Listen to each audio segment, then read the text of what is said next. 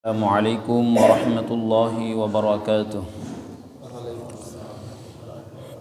الحمد لله نحمده ونستعينه ونستغفره ونعوذ بالله من شرور أنفسنا ومن سيئات أعمالنا. من يهده الله فلا مضل له ومن يضلله فلا هادي له، ونشهد أن لا إله إلا الله وحده لا شريك له، ونشهد أن سيدنا وحبيبنا وعظيمنا وقائدنا وقرة أعيننا محمدا عبده ورسوله الذي أرسله بالحق بشيرا ونذيرا وداعيا إلى الله بإذنه وسراجا منيرا. فقد قال الله سبحانه وتعالى في كلامه المجيد: فأعوذ بالله من الشيطان الرجيم. بسم الله الرحمن الرحيم. سبحان الذي أسرى بعبده ليلا من المسجد الحرام إلى المسجد الأقصى الذي باركنا حوله لنريه من آياتنا إنه هو السميع البصير. وقال الله سبحانه وتعالى بشان حبيبه آمرا ومخبرا: إن الله وملائكته يصلون على النبي يا أيها الذين آمنوا صلوا عليه وسلموا تسليما. اللهم صل على محمد عبدك ورسولك وصل على المؤمنين والمؤمنات والمسلمين والمسلمات. সম্মানিত মুসল্লিন ইকরাম, আল্লাহ সুবহানাহু ওয়া তাআলা দরবারে শুকরিয়া আদায় করছি যে আল্লাহ সুবহানাহু ওয়া তাআলা আমাদেরকে সপ্তাহের শ্রেষ্ঠ দিন ইয়াউমুল জুমায় সালাতুল জুমা আদায় করবার জন্য পৃথিবীর সর্বশ্রেষ্ঠ জায়গায় আল্লাহ রাব্বুল আলামিন আমাদেরকে উপস্থিত হওয়ার জন্য সুযোগ করে দিয়েছেন। এজন্য আল্লাহ প্রদত্ত জবান দিয়ে আল্লাহর শেখানো ভাষায় আমরা সকলেই বলি আলহামদুলিল্লাহ এবং দরুদ সালাম পেশ করছি মানবতার মুক্তিদূত সাইয়্যিদুল মুরসালিন খাতামুন নবিয়্যিন প্রিয় নবী মুহাম্মদুর রাসূলুল্লাহ সাল্লাল্লাহু আলাইহি ওয়াসাল্লামের শানে আল্লাহুম্মা সাল্লি আলাইহি আল্লাহুম্মা বারিক আলাইহি। সম্মানিত মুসল্লিন ইকরাম, আজকে আলোচনার বিষয় হচ্ছে ইসরা ও মি'রাজ সংক্রান্ত আলোচনা করব ইনশাআল্লাহ। আল্লাহ রাব্বুল আলামিন যদি আমাদেরকে তৌফিক দান করেন। সম্মানিত হাদিরিন, আল্লাহ রাব্বুল আলামিন পবিত্র কোরআনের 17 নম্বর সূরা আল ইসরা, এই ইসরা নামে আল্লাহ তাআলা পবিত্র কোরআনে একটা সূরাই কি করেছেন, নামকরণ করেছেন। যদিও আমরা অনেকেই এই সূরাকে সূরাতুল বনী ইসরাঈল হিসাবে চিনি, কিন্তু এই সূরারই অন্যতম আরেকটা নাম হচ্ছে সূরা আল ইসরা। সূরা আল ইসরা পবিত্র কোরআনের 17 নম্বর সূরা।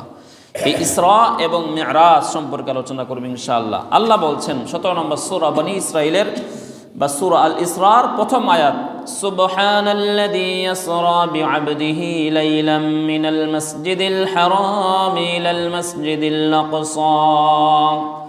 পুত পবিত্রময় সেই মহান সত্তা যিনি নিয়ে গেছেন এক রাতে নিজের বান্দাকে মসজিদ হারাম থেকে মসজিদ আকসা পর্যন্ত। তিনি হচ্ছেন সেই পুত পবিত্র সত্তা যিনি তার প্রিয় বান্দা অর্থাৎ মুহাম্মদুর রাসূলুল্লাহ সাল্লাল্লাহু আলাইহি ওয়াসাল্লামকে তিনি কি করেছেন, রাতের বেলা, লাইলান রাতের বেলা, মিনাল মসজিদিল হারামি ইলাল মসজিদিল আকসা, মসজিদ হারাম অর্থাৎ বাইতুল্লাহ থেকে মসজিদ আকসা অর্থাৎ বর্তমান যে ফিলিস্তিন মসজিদ আকসা রয়েছে সেই জায়গায় আল্লাহ রাব্বুল আলামিন রাতের বেলা তাকে ভ্রমণ করিয়েছেন। এরপর আল্লাহ বলছেন আল্লাযী বারাকনা হাওলাহু, আর মসজিদ আকসা হচ্ছে এমন একটা জায়গা যার চতুর্দিকটাকে আল্লাহ রাব্বুল আলামিন কি করেছেন? বরকতময় করেছেন।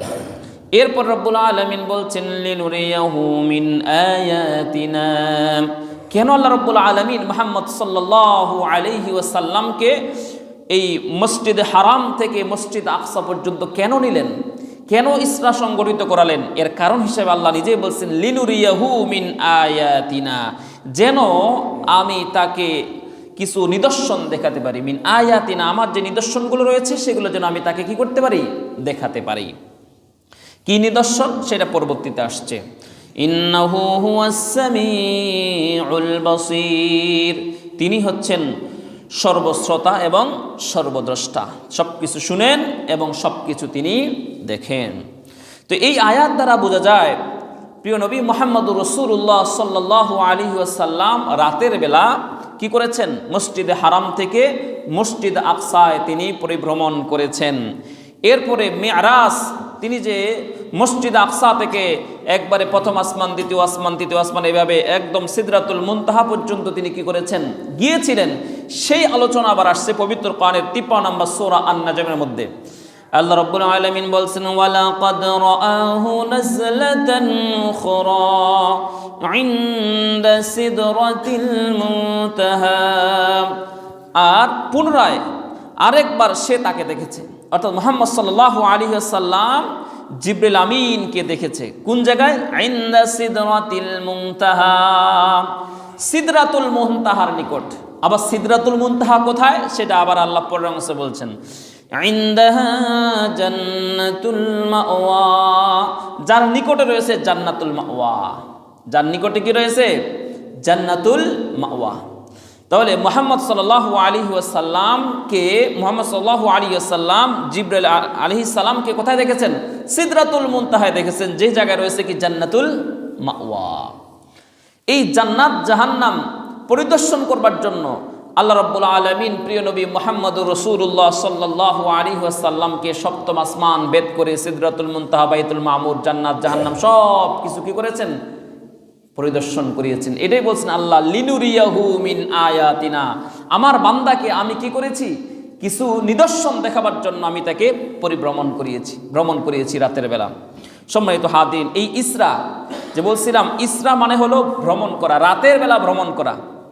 রাতের বেলা ভ্রমণ করা পরিভাষায় ইসরা বলা হয় আল্লাহ রাসূল সাল্লাল্লাহু আলাইহি ওয়াসাল্লামের মসজিদে হারাম থেকে মসজিদ আকসা পর্যন্ত তিনি যে সফরটা করেছেন রাতের বেলা, বোরাকে চড়ে, সেই সফরটাকে বলা হয় কি?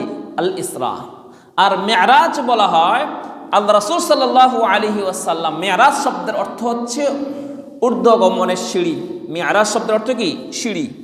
তো মেরাজ বলা হয় আল্লাহ রাসূল সাল্লাল্লাহু আলাইহি ওয়াসাল্লামের মসজিদ আকসা থেকে একবারে সিদরাতুল মুনতাহা, বাইতুল মামুর পর্যন্ত তিনি যে ভ্রমণ করেছেন, সেই ভ্রমণটাকে বলা হয় কি? মেরাজ। সেই ভ্রমণটাকে বলা হয় মেরাজ। আর মসজিদে হারাম থেকে মসজিদ আকসা পর্যন্ত এটাকে বলা হয় কি? ইসরা। আর মসজিদ আকসা থেকে একবারে আল্লাহ রাব্বুল আলামিনের দরবার পর্যন্ত, আরশ আজিম পর্যন্ত, ওই জায়গা পর্যন্ত, এই ভ্রমণটাকে বলা হয় কি? মেরাজ। এবার আসি এই মেরাজ এবং ইসরা কিভাবে সংগঠিত হইল, যেটা হাদিসের মধ্যে পাওয়া যায়। সহিহ বুখারীর মধ্যে আসছে এবং সহিহ মুসলিমের মধ্যে আসছে। সহিহ মুসলিমের 300 নম্বর হাদিস এবং সহিহুল বুখারীর 349 নম্বর হাদিস। আনাস ইবনে মালিক রাদিয়াল্লাহু তাআলা আনহু থেকে বর্ণিত,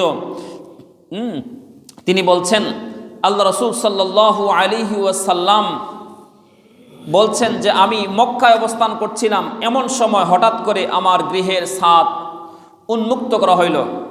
জিবরিল আলাইহিস সালাম আসলেন। আসার পরে তিনি আমার বক্ষ বিদীর্ণ করলেন, অর্থাৎ তার বুককে চিরে ফাটালেন। এরপরে জমজমের পানি দিয়ে তা ধৌত করলেন এবং এর মধ্যে হিকমা এবং ঈমানের ভর্তি একটি সোনার পাত্র নিয়ে আসলেন এবং তা আমার বুকের মধ্যে ঢেলে দিয়ে তা বন্ধ করে দিলেন। অর্থাৎ আল্লাহ রাসূল সাল্লাল্লাহু আলাইহি ওয়াসাল্লামের কলব মোবারককে কি করা হয়? জমজমের পানি দিয়ে পরিচ্ছন্ন করে ধোয়া হয় এবং সেই জায়গায় হিকমাত এবং ইমানে পরিপূর্ণ একটি পাত্র নিয়ে আসা হয় এবং সেটা তার বুকের মধ্যে কী করা হয়, স্থাপন করা হয়। এরপরে আবার সেটা সেলাই করে দেওয়া হয়। এরপরে আল্লাহ রাসূল সাল্লাল্লাহু আলাইহি ওয়াসাল্লাম বোরাকে আরোহণ করেন। জিবরাইল আলাইহিস সালাম আল্লাহ রাসূলকে বোরাকে আরোহণ করান। বোরাক বলা হয় একটা প্রাণী যেটা গাধা থেকে বড় এবং খচ্চর থেকে একটু ছোট এবং সাদা রঙের জন্তু।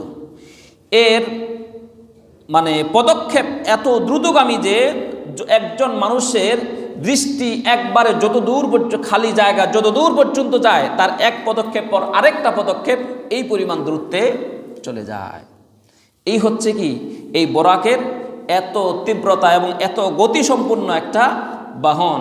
এই বাহনে চড়ে আল্লাহ রাসূল সাল্লাল্লাহু আলাইহি ওয়াসাল্লাম মসজিদে আকসা, এই মসজিদুল হারাম থেকে তিনি কি করেছেন, মসজিদ আকসায় ভ্রমণ করেছেন। এরপরে মসজিদ আকসায় যাওয়ার পরে আল্লাহ রাসূল সাল্লাল্লাহু আলাইহি ওয়াসাল্লাম তিনি নিজেই বলছেন যে আমি ওইখানে যাওয়ার পরে ইতিপূর্বে যত নবী ওই মসজিদ আকসায় গিয়েছেন এবং যে জায়গায় তাদের উট বা ঘোড়া বা এই যে কোনো বাহন বাঁধার একটা জায়গা রয়েছে ওই জায়গায় তারা বাঁধতেন, আমিও গিয়ে কি করেছি, আমার এই বোরাকটাকে ওই জায়গায় বেঁধেছি। বাঁধার পরে আল্লাহ রাসূল সাল্লাল্লাহু আলাইহি ওয়াসাল্লাম কি করেছেন, ওই জায়গায় এই মসজিদ আকসার মধ্যে 2 রাকাত নামাজ আদায় করেছেন, তাহিয়াতুল মসজিদ, এই 2 রাকাত নামাজ আদায় করেছেন। এবং সহিহ বুখারীর মধ্যে আরেকটি রওয়ায়াত রয়েছে 3394 নম্বর হাদিস। 2 রাকাত নামাজ আদায় করার পরে আল্লাহ রাসূল সাল্লাল্লাহু আলাইহি ওয়াসাল্লামের সামনে জিবরিল আলাইহিস সালাম একটা পাত্র নিয়ে আসেন। এই পাত্রের মধ্যে 2টা গ্লাস ছিল, একটা ছিল দুধের গ্লাস আর একটা হচ্ছে শরাব মদের গ্লাস। আল্লাহ রাসূল সাল্লাল্লাহু আলাইহি ওয়াসাল্লামের সামনে দুটোই মানে প্রেজেন্টেশন করা হলো। তিনি দুধটাকে গ্রহণ করলেন। জিবরাইল আলাইহিস সালাম বললেন যে এটা আপনার ফিতরাত অনুযায়ী আপনি এটা গ্রহণ করেছেন, আর আপনি যদি এর ব্যতিক্রম অর্থাৎ মদটাকে গ্রহণ করতেন তাহলে আপনার উম্মত পথভ্রষ্ট হয়ে যেত। আল্লাহ রাসূল সাল্লাল্লাহু আলাইহি ওয়াসাল্লাম দুধটাকে কি করেছেন, গ্রহণ করেছেন। এরপরে জিবরাইল আলাইহিস সালাম আল্লাহ রাসূল সাল্লাল্লাহু আলাইহি ওয়াসাল্লামকে নিয়ে তিনি মিরাজ অর্থাৎ ঊর্ধ্বলোকে যাওয়া যাত্রা শুরু করলেন। জিবরিল আলাইহিস সালাম যখন আল্লাহ রাসূল সাল্লাল্লাহু আলাইহি ওয়াসাল্লামকে নিয়ে প্রথম আসমানে গেলেন, প্রথম আসমানে পৌঁছার সাথে সাথে ওইখানে দরজা রয়েছে, দরজায় গিয়ে করাঘাত করলেন। অপর ভিতর থেকে বলা হলো আপনি কে? জিবরিল আলাইহিস সালাম বললেন আমি জিবরিল। আবার প্রশ্ন করা হলো আপনার সঙ্গে কে? তিনি বললেন যে মুহাম্মদ সাল্লাল্লাহু আলাইহি ওয়াসাল্লাম। এরপর আবার প্রশ্ন করা হলো উনাকে কি আপনাকে আনতে পাঠানো হয়েছে? ভিতর থেকে এই জিবরিল আলাইহিস সালাম জবাব দিয়ে বলেন হ্যাঁ, উনাকে আমাকে আনতে পাঠানো হয়েছে। এরপরে দরজা খুলে দেওয়া হলো এবং সেখানে তিনি কি করলেন, গেট দিয়ে প্রবেশ করলেন। প্রবেশ করার পরে তিনি দেখতে পাইলেন একজন ব্যক্তিকে, তিনি বসে আছেন। যখন তিনি ডান দিকে তাকাচ্ছেন তখন তিনি হাসছেন, আর যখন বাম দিকে তাকাচ্ছেন তখন তিনি কি করছেন, কাঁদছেন। এই দৃশ্য দেখার পরে মুহাম্মদ রাসূলুল্লাহ সাল্লাল্লাহু আলাইহি ওয়াসাল্লাম জিবরাইল আলাইহিস সালামকে জিজ্ঞাসা করলেন হে জিবরাইল, এই ব্যক্তি কে? জিবরাইল আলাইহিস সালাম পরিচয় করে দিলেন তিনি হচ্ছেন আপনার আদি পিতা হযরত আদম আলাইহিস সালাম। হযরত আদম আলাইহিস সালাম তিনি মুহাম্মদ সাল্লাল্লাহু আলাইহি ওয়াসাল্লাম আদম আলাইহিস সালামের সাথে সাক্ষাৎ করলেন এবং তার জন্য তিনি কি করলেন, বরকতের দোয়া করলেন। এরপরে এইভাবে তিনি দ্বিতীয় আসমানে গেলেন। দ্বিতীয় আসমানে গিয়ে একই প্রশ্নের সম্মুখীন হলেন। সকল প্রশ্নোত্তর পর এরপরে দ্বিতীয় আসমানে দরজা খুলে দেওয়া হলো। এরপরে সেখানে গিয়ে তিনি হযরত ঈসা ইবনে মারিয়াম আলাইহিস সালাম এবং ইয়াহইয়া আলাইহিস সালাম 2 খালাতো ভাইকে একসাথে তিনি পাইলেন। পাওয়ার পর তাদের সাথে মুহাম্মদ সাল্লাল্লাহু আলাইহি ওয়াসাল্লামের সাক্ষাৎ হইল। তিনি তাদের সাথে সাক্ষাৎ করলেন। তারা মুহাম্মদ সাল্লাল্লাহু আলাইহি ওয়াসাল্লামকে অভ্যর্থনা জানালেন, মারহাবা জানালেন এবং তার কল্যাণের জন্য দোয়া করলেন। এরপরে মুহাম্মদ সাল্লাল্লাহু আলাইহি ওয়াসাল্লামকে নিয়ে জিবরাইল আলাইহিস সালাম তৃতীয় আসমানে চলে গেলেন। তৃতীয় আসমানে যাওয়ার পরে ঠিক একই প্রশ্নের সম্মুখীন হলেন। এরপরে এই প্রশ্নোত্তর পরে এরপর যখন দরজা খুলে দেওয়া হলো সেখানে গিয়ে তিনি হযরত ইউসুফ আলাইহিস সালামের সাক্ষাৎ পেলেন। ইউসুফ আলাইহিস সালাম সম্পর্কে আল্লাহ রাসূল নিজেই বলছেন যে পৃথিবীর সমুদয় সৌন্দর্যের অর্ধেক যেন রব্বুল আলামিন কি করেছেন, তাকে দিয়েছেন। এত সুন্দর তিনি মানুষ। তিনি এই ইউসুফ আলাইহিস সালাম মুহাম্মদ সাল্লাল্লাহু আলাইহি ওয়াসাল্লামকে মারহাবা বললেন এবং তার কল্যাণের জন্য দোয়া করলেন। এরপরে মুহাম্মদ সাল্লাল্লাহু আলাইহি ওয়াসাল্লামকে নিয়ে জিবরাইল আলাইহিস সালাম চলে গেলেন চতুর্থ আসমানে। সেখানে গিয়ে ইদ্রিস আলাইহিস সালামের সাথে সাক্ষাৎ হইল। তিনিও তাকে মারহাবা এবং শুভেচ্ছা জানালেন এবং তার কল্যাণের জন্য দোয়া করলেন। এরপর এই পর্ব শেষ করে পঞ্চম আসমানে গেলেন।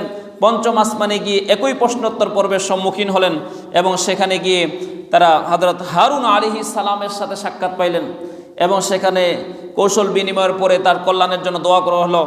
এরপরে আল্লাহ রাসূল সাল্লাল্লাহু আলাইহি ওয়াসাল্লামকে নিয়ে জিবরাইল আলাইহিস সালাম ষষ্ঠ আসমানে চলে গেলেন, সেখানে গিয়ে একই প্রশ্নের সম্মুখীন হলেন। এরপরে সেই জায়গায় দরজা খোলার পরে হযরত মূসা আলাইহিস সালামের সাথে সাক্ষাৎ হলো। মূসা আলাইহিস সালাম তাকে মারহাবা ওয়েলকাম জানালেন এবং তার কল্যাণের জন্য দোয়া করলেন। এরপরে আল্লাহ রাসূল সাল্লাল্লাহু আলাইহি ওয়াসাল্লামকে নিয়ে জিবরিল আলাইহিস সালাম চলে গেলেন সপ্তম আসমানে। সপ্তম আসমানে যাওয়ার পরে ওইখানে দেখতে পাইলেন একজন ব্যক্তি বাইতুল মামুর নামক, এই যে বর্তমান যে বাইতুল্লাহ আছে মসজিদে হারাম, এর ঠিক সামনে বরাবর ঠিক একদম সপ্তম আসমানে একটা ঘর রয়েছে। ওই জায়গাটাকে বলা হয় কি বাইতুল মামুর। ওই বাইতুল মামুরে হেলান দিয়ে হযরত ইব্রাহিম আলাইহিস সালাম বসে আছেন। তিনি অর্থাৎ মুহাম্মদ সাল্লাল্লাহু আলাইহি ওয়াসাল্লাম জিবরাইল আলাইহিস সালামের সাথে ইব্রাহিম আলাইহিস সালামের সাথে সাক্ষাৎ করলেন। সাক্ষাৎ করার পরে কৌশল বিনিময় হইল এবং তিনি তার কল্যাণের জন্য দোয়া করলেন।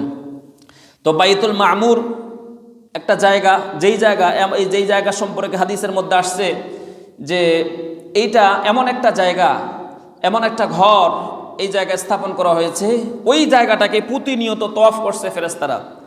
অন্ততপক্ষে দৈনিক ৭০,০০০ ফেরেশতা কি করে এই বাইতুল মামুরকে, ঠিক যেভাবে বাইতুল্লাহ প্রতি মুহূর্তে কি করছে তওয়াফ চলছে, ঠিক ওই জায়গা ওই বাইতুল মামুরে ওই জায়গা কি চলছে, ওই ঘরকে বাইতুল মামুরকে কেন্দ্র করে তওয়াফ চলছে প্রতিনিয়ত। এবং প্রতিদিন ৭০,০০০ ফেরেশতা ওইখানে কি করে তওয়াফ করে। এবং আরো আশ্চর্যজনক বিষয় হচ্ছে, যারা একবার আসার সুযোগ পাবে কিয়ামত পর্যন্ত দ্বিতীয়বার আসার আর কি পাবে না, সুযোগ পাবে না।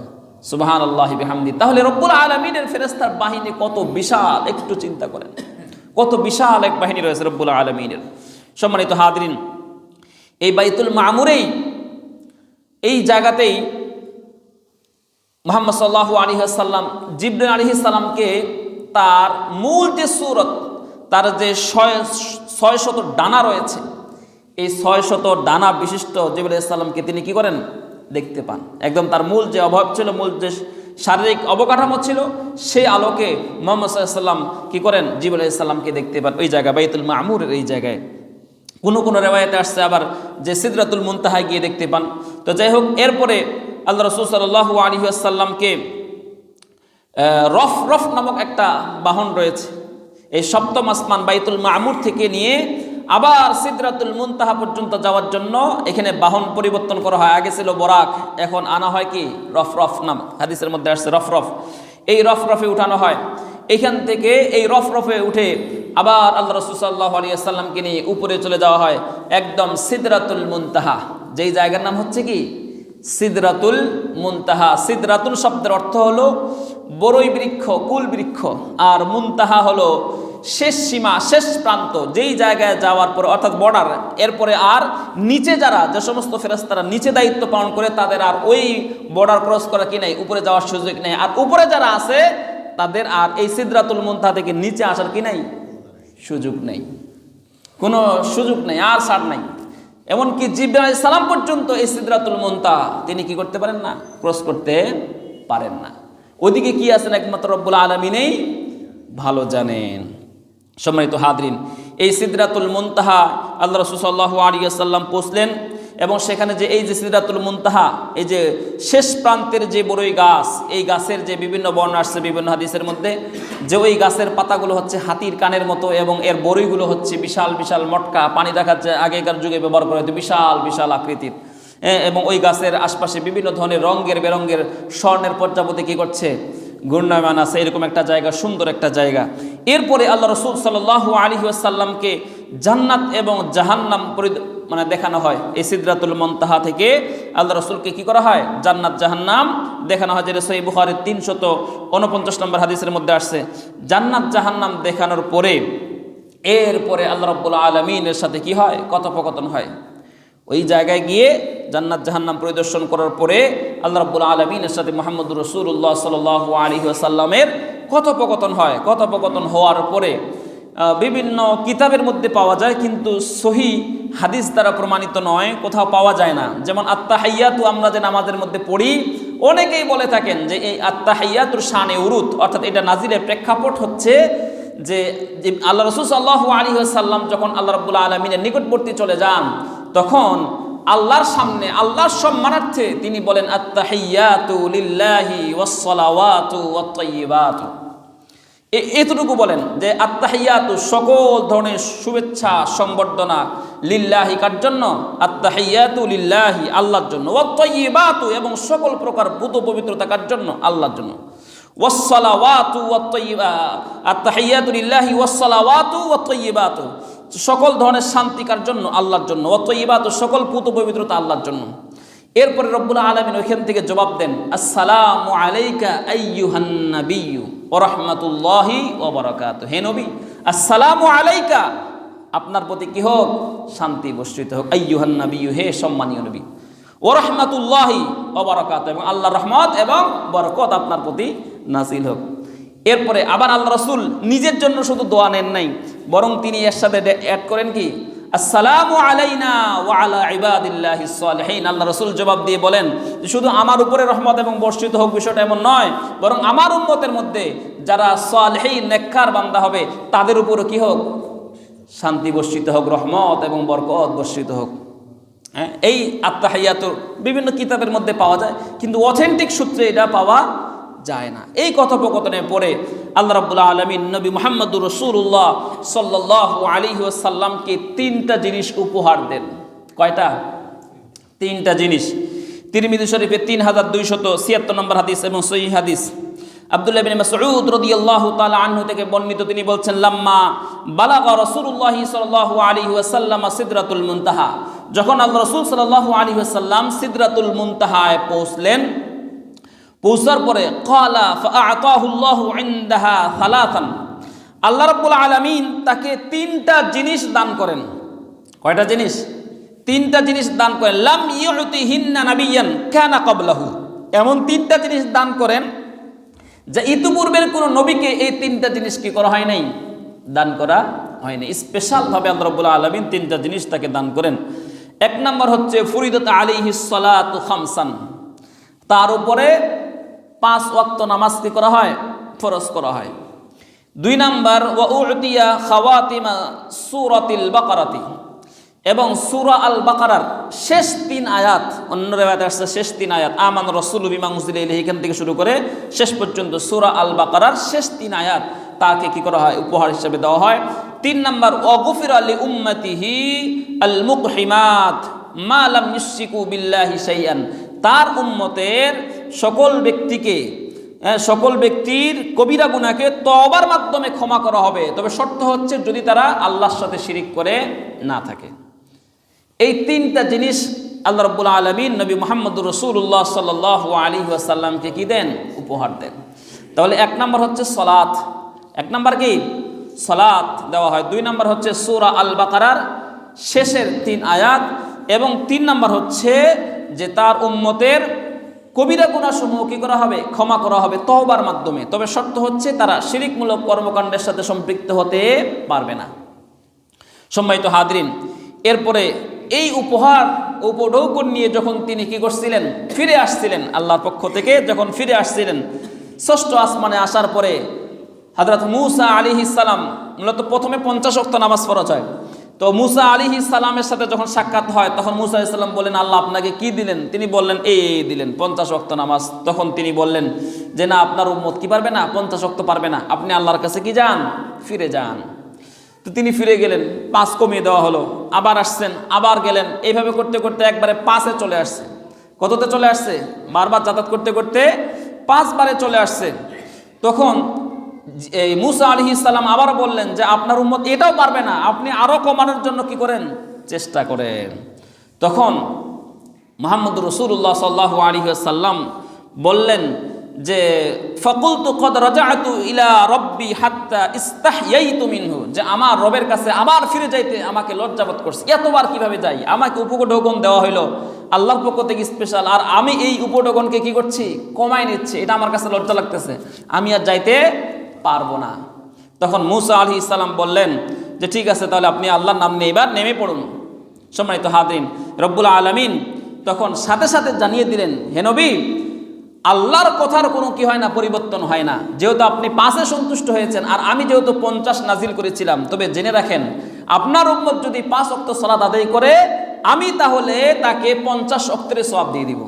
সুবহানাল্লাহি ওয়া বিহামদিহি। আল্লাহ রাব্বুল আলামিনের জন্য পবিত্র কোরআনের মধ্যে বলেছেন 6 নম্বর সূরা 160 নম্বর আয়াত, মান জাআ বিল হাসানাতি ফালাহু আশরু আমসালিহা। যে ব্যক্তি আল্লাহর দরবারে কোন একটা নেক আমল নিয়ে আসবে, ফালাহু আশরু আমসালিহা, রব্বুল আলামিন তাকে 10 গুণ সওয়াব বাড়িয়ে দিবেন। সুবহানাল্লাহি ওয়া বিহামদিহি। আর ওয়া মান জাআ বিস সাইয়্যাতি ফালা ইউজজা ইল্লা মিছলাহা ওয়া হুম লা ইউযলামুন। আর যে ব্যক্তি গুনাহ নিয়ে আসবে একটা, আল্লাহ তাকে একটা গুনাহই দিবেন, একটা গুনারে কি দিবেন, শাস্তি দিবেন, যে এইটাকে ওই সওয়াবের মতো 10 গুণ বাড়িয়ে শাস্তি দিবেন না, বরং অন্যায় করলে একটা শাস্তি দিবেন। সুবহানাল্লাহ। আল্লাহ রাব্বুল আলামিন কত রহমান, কত দয়াময় তার বান্দার প্রতি, কিন্তু দুঃখের বিষয় আমরা সেটা অনুধাবন করতে পারি না।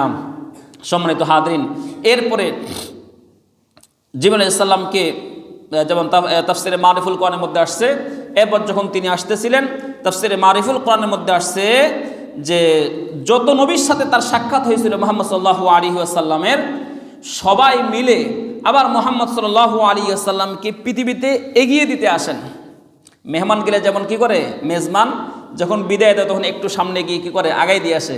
ঠিক সকল নবীরা, অর্থাৎ ইব্রাহিম আলাইহিস সালাম, মুসা আলাইহিস সালাম, এরপর হচ্ছে হারুন আলাইহিস সালাম, ইউসুফ আলাইহিস সালাম, মুসা আলাইহিস সালাম, সবাই মিলে আবার মুহাম্মদ সাল্লাল্লাহু আলাইহি ওয়াসাল্লামকে কি করা হয়, মানে এগিয়ে দেওয়ার জন্য একবারে এই পৃথিবীর বাইতুল মাকদাস পর্যন্ত কি করেন, চলে আসেন।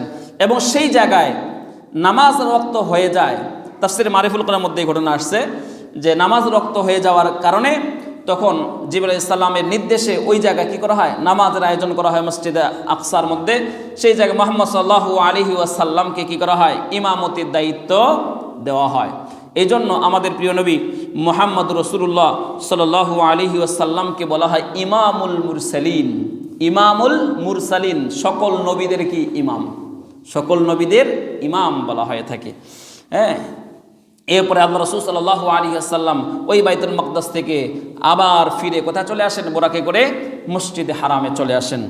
সম্মানিত হাজরিন, এই যে মেরাজের হচ্ছে সংক্ষিপ্ত ঘটনা। এখন আসেন মেরাজ সম্পর্কে, মেরাজ ও ইসরা সম্পর্কে আমাদের কিছু গুরুত্বপূর্ণ বিষয় এবং যেগুলো বিশেষ করে বর্জন করা উচিত। 1 নম্বর বিষয় হচ্ছে মেরাজের দিন ও তারিখ নিয়ে আমাদের বাংলাদেশের প্রেক্ষাপটে অধিকাংশ ছোটোখাটো বিভিন্ন নামে বেনামে বিভিন্ন অগ্রহণযোগ্য, গ্রহণযোগ্য, মানে গ্রহণযোগ্য বই না, অগ্রহণযোগ্য কিছু কি বই পুস্তকের মধ্যে লেখা আছে যে এই রজব মাসের, যে চলমান রজব মাস, এই রজব মাসের 27তম তারিখে কি হয়েছে, মেরাজ সংঘটিত হয়েছে। হ্যাঁ, এরকম একটা ঘটনা উল্লেখ করা আছে। তো এই ঘটনা, এই তারিখ যা আমরা নির্ধারণ করে থাকি, এই সম্পর্কে প্রখ্যাত ইমাম আল্লামা ইমাম ইবনে তাইমিয়া রাহমাতুল্লাহি আলাইহি তিনি বলছেন যে এই মেরাজের মাস এবং তারিখ মানে একবারে যে 27শে রজব, এটা কোনো অকাট্য প্রমাণ দ্বারা কোথাও পাওয়া যায় না, কোরআনে না হাদিসে। আবার আর রাহিকুল মাখতুম, যে সারা আরবে সমাদৃত একটা আল্লাহ রাসূল সাল্লাল্লাহু আলাইহি ওয়াসাল্লামের সিরাত গ্রন্থ, এই জায়গায় তিনি প্রায় 10টার মতো মত উল্লেখ করেছেন। 10টার মতো আর রাহিকুল মাখতুম এই বইয়ের মধ্যে কমপক্ষে 10টা মত উল্লেখ করেছেন যে মেরাজ হচ্ছে, কেউ বলেছেন রজব মাসে, কেউ বলেছেন রবিউল আউয়াল মাসে, কেউ বলেছেন রমজান মাসে, কেউ বলেছেন মুহররম মাসে, কেউ বলেছেন জিলকাদ মাসে, কেউ বলেছেন শাবান মাসে। এরকম 10টা মত তিনি উল্লেখ করেছেন। তাহলে এটার দ্বারা বোঝা যায় যে আসলে মেরাজ হয়েছে এটা নিশ্চিত, এটা 100%, যেহেতু কোরআন দ্বারা প্রমাণিত। কিন্তু এটা কবে হয়েছে এটা কি নয়, নিশ্চিত নয়। এরপরে এই মেরাজকে কেন্দ্র করে বিভিন্ন আমল আমাদের সমাজে প্রচলিত রয়েছে। যেমন মেরাজের দিন রোজা রাখা, মেরাজের রাতে সালাতুর রাগাইব নামক একটা নামাজ আদায় করা, এরকম বিভিন্ন কর্মকাণ্ড আমাদের সমাজে বিভিন্ন চটি বইয়ের মধ্যে পাওয়া যায়। আসলে মেরাজ সংগঠিত হওয়ার পরে, মেরাজ যে সংগঠিত হয়েছে আল্লাহ রাসূল সাল্লাল্লাহু আলাইহি ওয়াসাল্লামের মক্কা থেকে মদিনায় হিজরতের কমপক্ষে 1-1.5 বছর বা 2 বছর পূর্বে, এই সময়টাতে কি হয়েছে, মেরাজ সংগঠিত হয়েছে। এরপর থেকে আল্লাহ রাসূল মেরাজ সংগঠিত হওয়ার পক্ষে কমপক্ষে তো 10 বছর কি মদিনায় গিয়ে জীবিত ছিলেন, কিন্তু মেরাজকে কেন্দ্র করে ওই রাত্রিতে আল্লাহ রাসূল কোনো ইবাদত বন্দী করেছেন, এই 10 বছরের জীবনীতে তার কোথাও কোনো ইবাদত বন্দীর কোনো হদিস পাওয়া যায় না। অতএব মুহাদ্দিসিনে কেরামগণ সকলেই একমত যে মেরাজকে কেন্দ্র করে, মেরাজের দিন বা রাত যেহেতু ফিক্সড নয়, এই জন্য মেরাজকে কেন্দ্র করে কোনো ধরনের রোজাও নাই, কোনো ধরনের মানে নামাজও স্পেশাল, মূল কথা হচ্ছে কোনো স্পেশাল আমল নেই। মনে রাখতে হবে শয়তান, আমি ইতিপূর্বে এই কথাটা বলেছি যে শয়তান ভালো মানুষকে, ইমানদার মানুষকে জাহান্নামে নেওয়ার জন্য 3টা কৌশল অবলম্বন করে। কয়টা? ভালো মানুষকে, নেককার মানুষকে। আচ্ছা, এই বিভিন্ন দিবসগুলোকে কেন্দ্র করে কারা ইবাদত বন্দেগী করে? নিঃসন্দেহে সমাজে যারা ভালো মানুষ, তাই না? যারা নিয়মিত 5 ওয়াক্ত সালাত আদায় করে, নিয়মিত রোজা রাখে, পর্দা প্রতিষ্ঠা মেনটেন করে চলে, হালাল পথে চলে, তারাই মূলত এই ফজিলতপূর্ণ রাতগুলোতে কি করে? ইবাদত বন্দেগী করে। খারাপ মানুষ কিন্তু ইবাদত বন্দেগী করে না। তো এই ভালো মানুষগুলোকে শয়তান জাহান্নামে নেওয়ার জন্য 3টা কাজ করে। কয়টা কাজ? 3টা কাজ। 1 নাম্বার হলো এই ভালো মানুষকে জান্নাতে, এই জাহান্নামে নেওয়ার জন্য তারা প্রথম যে কাজটা করায় সেটা হচ্ছে শিরিক করায়। ইবাদতের মধ্যে শিরিক, বিভিন্ন কর্মকাণ্ডের মধ্যে শিরিক। তারপরে শিরিক করলে তার সকল আমল কি হয়ে যায়? যে খারাপ তো সে গেছেই, হ্যাঁ, যে খারাপ সে তো নষ্ট হয়ে গেছে, সে তো জাহান্নামে তার প্রান্তে চলে গেছে। আর যারা ভালো তাদেরকে জাহান্নামে নেওয়ার জন্য শয়তান 3টা যে কৌশল অবলম্বন করে, তার মধ্যে প্রথমটা হচ্ছে শিরিক। সেটা হচ্ছে শিরিকমূলক কর্মকাণ্ডের সাথে সম্পৃক্ত করালেই তার বিগত সকল আমল কি হয়ে যায়? নষ্ট হয়ে যায়। 2 নাম্বার যেটা করায় সেটা হচ্ছে বিদআত। কি করায়? বিদআত।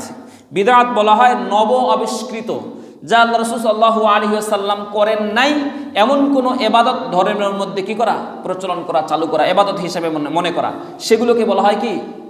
বিদআত। আর বিদআত মানেই হচ্ছে পথভ্রষ্টতা। কুল্লু বিদআতিন দালালাহ ওয়া কুল্লু দালালাতিন ফিন্নার। আল্লাহ রাসূল বলছেন প্রত্যেক বেদাতেই কি? নব আবিষ্কৃত যা কিছু, অর্থাৎ ইবাদত মনে করে যা কিছু মনে করা হবে।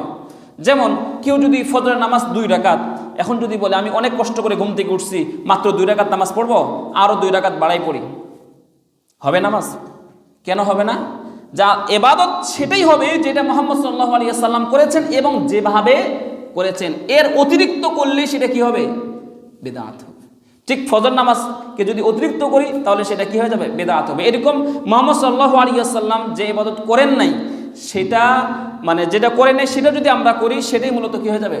বেদাত হয়ে যাবে। নতুন যেটা আগে থেকে করে আসছেন নফল ইবাদত আল্লাহ রাসূল তো বিভিন্ন করছেন। কোন সময় রোজা রাখছেন, যেমন আল্লাহ রাসূল সপ্তাহে 2 দিন রোজা রাখতেন, সোমবার এবং বৃহস্পতিবার। আইয়ামে বীজের রোজা রাখতেন। এরপরে শাবান মাসের 15 তারিখে রোজা রাখতেন। এরপর হচ্ছে জিলহজ মাসে তিনি রোজা রাখতেন, এবার আশুরার সময় রোজা রাখতেন। এরকম রোজা রয়েছে। কিন্তু এই শাবান, এই কি বলে মেরাজকে কেন্দ্র করে কেউ যদি কি করে? রোজা রাখে, তাহলে এটা কি হবে? বিদআত হবে। কারণ আল্লাহ রাসূল এই সবে মেরাজকে কেন্দ্র করে কোনো সিয়াম পালন করেন নাই। ঠিক একইভাবে বিভিন্ন নামাজের ফজিলত হাদিসে বর্ণিত হয়েছে, কিন্তু সবে মেরাজকে কেন্দ্র করে আল্লাহ রাসূল কোনো সালাত আদায় করেছেন এরকম কোনো হাদিস দ্বারা প্রমাণিত নয়। অতএব যদি এটা করা হয় তাহলে সেটা কি হবে? বিদআত হবে। এজন্য শয়তান আমাদেরকে কিন্তু জাহান্নামে, ভালো মানুষদেরকে জাহান্নামে নেওয়ার জন্য এই বিদআতে কি করে? তার অস্ত্র প্রয়োগ করে। 3 নাম্বার যেটা, সেটা হচ্ছে হিংসা। শয়তান হিংসার মাধ্যমে আমাদের ভালো মানুষদের আমলগুলো কি করে দেয়? নষ্ট করে দেয়। তো সম্মানিত হাজিরিন, সময় যেহেতু বেশি নাই, আমি এবার আসি যে ইসরা এবং মেরাজে আমাদের করণীয় কি। এই যে ইসরা বা মেরাজ সম্পর্কে আমাদের করণীয় হচ্ছে কয়েকটা জিনিস। 1 নাম্বার হচ্ছে ইসরা এবং মেরাজের প্রতি দৃঢ় ঈমান পোষণ করা। কি করা? দৃঢ় ঈমান পোষণ করা। অনেকেই এটাকে অবাস্তব মনে করে থাকে, অবাস্তব মনে করে থাকে যে এটা কিভাবে সম্ভব। অথচ এটাকে কেউ যদি অবাস্তব মনে করে তাহলে তার ঈমান থাকবে না। তার কারণ আল্লাহ নিজেই বলছেন 7 নম্বর সূরা ইসরার প্রথম আয়াত, সুবহানাল্লাযী আসরা বিআবদিহি লাইলাম মিনাল মাসজিদিল হারামি ইলাল মাসজিদিল আকসা। আল্লাহ তাআলা তার প্রিয় বান্দা মুহাম্মদ সাল্লাল্লাহু আলাইহি ওয়াসাল্লামকে রাতের বেলা কি করেছেন? মসজিদ হারাম থেকে মসজিদ আকসায় পরিভ্রমণ করিয়েছেন। এবং মুহাম্মদ সাল্লাল্লাহু আলাইহি ওয়াসাল্লাম কি করেছেন? সিদরাতুল মুনতাহা জিবরাইল আলাইহিস সালামকে দেখেছেন। এই যে কোরআনে আয়াত সূরা নাজমের মধ্যে আসছে, এই আলোচনাগুলো কি আসছে? কোরআনের মধ্যে আসছে। তার মানে মেরাজ অবশ্যই সত্য, এটাকে কি করতে হবে? দৃঢ়ভাবে বিশ্বাস করতে হবে। আপনার বিবেকে ধরুক আর নাই ধরুক, তারপরেও আপনাকে আচ্ছা আলোচনা। তো বলছিলাম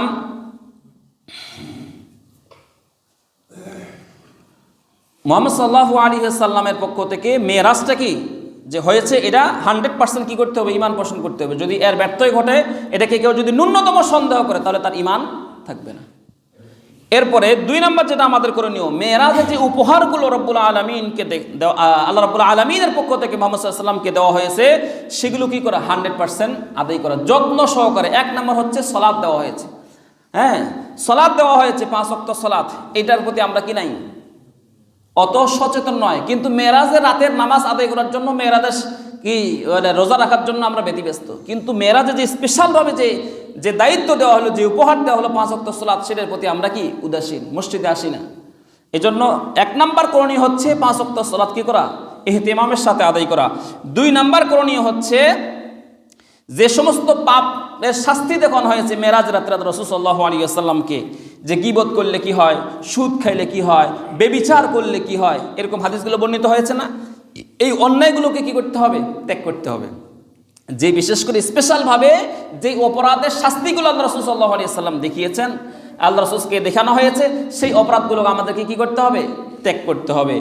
3 নাম্বার যেটা, যে সমস্ত ভালো কাজ, ভালো দিক দেখানো হয়েছে, যেমন করজে হাসানা দিলে অনেক গুণ সওয়াব, মানে 18 গুণ সওয়াব একটা হাদিসের মধ্যে আসছে। করজে হাসানা, ঋণ দেওয়া মানুষকে নির্দিষ্ট সময়ের জন্য, এই ঋণ দেওয়া, এই ভালো কাজের প্রতিদান দেখানো হয়েছে। এই ভালো কাজগুলো কি করা, বেশি বেশি করা।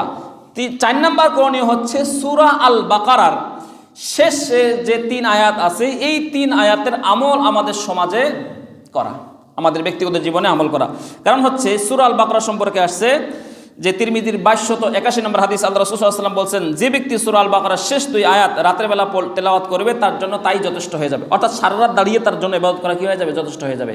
আরেকটা হাদিসের মধ্যে আসছে তিরমিজির 2882 নম্বর হাদিস, সহিহ হাদিস, নু'মান ইবনে বশীর রাদিয়াল্লাহু তাআলা থেকে বর্ণিত, তিনি বলছেন, আল্লাহ তাআলা আসমান জমিন সৃষ্টির 2000 বছর পূর্বে একটি কিতাব লিখে রেখেছেন। কত হাজার বছর? 2000 বছর পূর্বে আসমান জমিন সৃষ্টির সেই কিতাব হতে তিনি 2টি আয়াত নাজিল করেছেন। সেই 2টি আয়াতের মাধ্যমেই সূরা আল বাকারা সমাপ্ত হয়েছে। যে ব্যক্তি বা যে ঘরে 3 রাত এই 2টি আয়াত পরপর 3 রাত পাঠ করা হবে, শয়তান সেই ঘরের নিকট কখনো আসতে পারবে না। যেই ঘরের মধ্যে কি করা হবে, পরপর 3 দিন এই সূরা আল বাকারার শেষ 2 আয়াত অথবা 3 আয়াত পাঠ করা হবে, সেই ঘরে কখনো শয়তান প্রবেশ করতে পারবে না। তাহলে এই আমলটা যেহেতু স্পেশালভাবে নবী মুহাম্মদ সাল্লাল্লাহু আলাইহি ওয়াসাল্লামকে উপহার দেওয়া হয়েছে, সেটা কি করা, আমলে নিয়ে আসা। এরপরে 5 নাম্বার যেটা, সেটা হচ্ছে যে এই উম্মতকে কি করা হবে, তার কবিরা গুনাহ মাফ করা হবে তওবার মাধ্যমে। যদি আমরা শিরিক না করে থাকি এই শর্তে, তাহলে বেশি বেশি কি করা, আল্লাহর কাছে তওবা করা, আল্লাহর কাছে কি করা, নিজের গুনাহের জন্য। কবিরা গুনাহ তো প্রতিনিয়ত করি, গত জুমে আলোচনা করেছিলাম বা তার আগের জুমে আলোচনা করেছিলাম যে কবিরা গুনাহ আমরা কত প্রতি মুহূর্তে কবিরা গুনাহ চলছে। এই জন্য আমাদের যেহেতু সুযোগ দেওয়া হয়েছে আমার এই উম্মতে মুহাম্মদের জন্য, এই জন্য আমাদের উচিত নিয়মিত আল্লাহর কাছে কি করা, নিজের গুনাহের জন্য তওবা করা বেশি বেশি। আশা করা যায় রব্বুল আলামিন হয়তো আমাদের তওবার মাধ্যমে আমাদের জীবনের সকল গুনাহ কি করে দিবেন, মাফ করে দিবেন। আল্লাহ রব্বুল আলামিন কোরআনে বহুত আয়াতের মধ্যে বলেছেন, যারা তওবা করবে আল্লাহ রব্বুল আলামিন তাদেরকে এমনি কি করে দিবেন, মাফ করে দিবেন। হ্যাঁ, এবং তওবা তো করবেন মাফ, তওবা তো কবুল করবেন, পাশাপাশি সাইয়্যাতগুলোকে আল্লাহ কি করবেন, হাসানাত দ্বারা পরিপূর্ণ করে দেবেন, এরকম কোথাও আসছে।